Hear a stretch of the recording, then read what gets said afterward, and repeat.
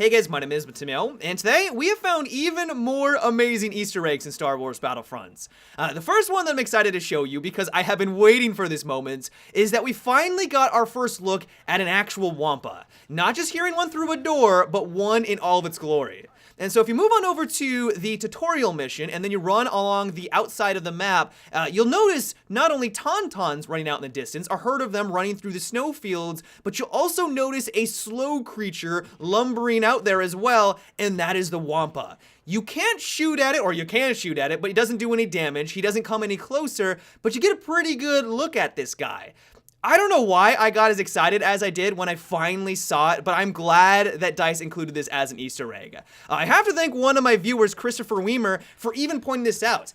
I did not know that there was a tutorial in Star Wars Battlefront. I knew that there was the training missions, which I assumed was the tutorial. There's the battles and then the normal missions, but I didn't know that there was an actual tutorial itself. And so I don't think I would have found this on my own, Christopher, so I wanted to thank you because you made my night. I wanted to see this in Star Wars Battlefront. The roar was nice, but to finally see it out in the distance was a treat for me.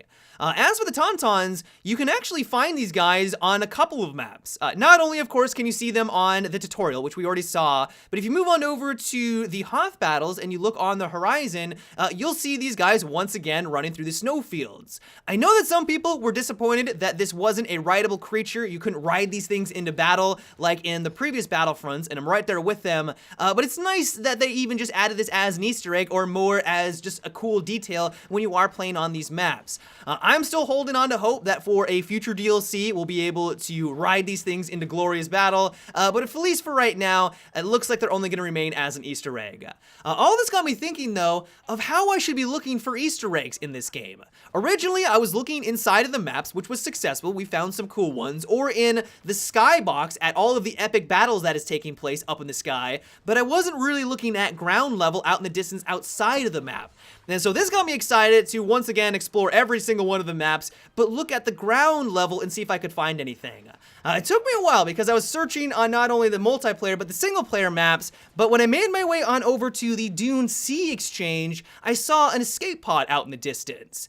Originally, when I saw this, I didn't think a whole lot of it. I was like, oh yeah, cool, rubble out in the distance. You know, Tatooine, it's got a lot of rubble there. That's part of the atmosphere, that makes sense. But then something clicked. Wait a second, is that the escape pod that R2D2 and C3PO use to crash land on Tatooine? I immediately went online to see what it looked like, and it's basically an exact replica. This is the escape pod that these two guys use to land on this planet. I then proceeded to scour every inch of this map looking for any sign of these guys. I was even looking for a pair of footprints and some skid marks indicating that they were here.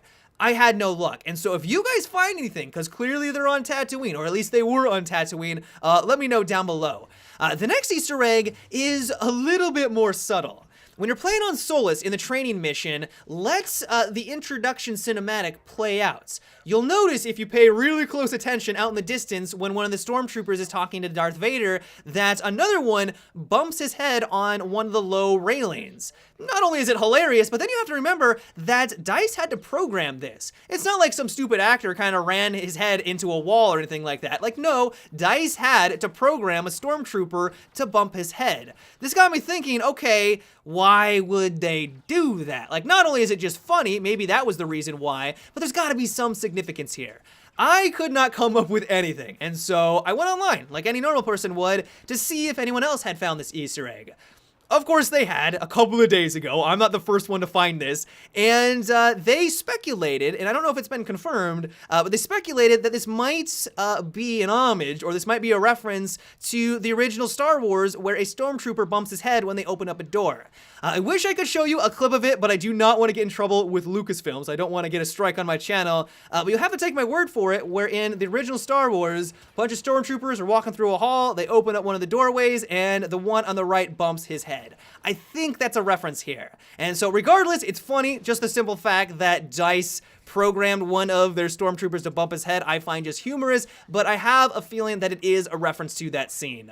But yeah, guys, those are all the Easter eggs that I was able to find today. I hope you enjoyed. I wanted to thank you guys actually for helping me out on this journey. Once again, to Christopher, I would never have been able to find this Wampa because I didn't even know the tutorial existed. So thank you guys for sending me hints along the way.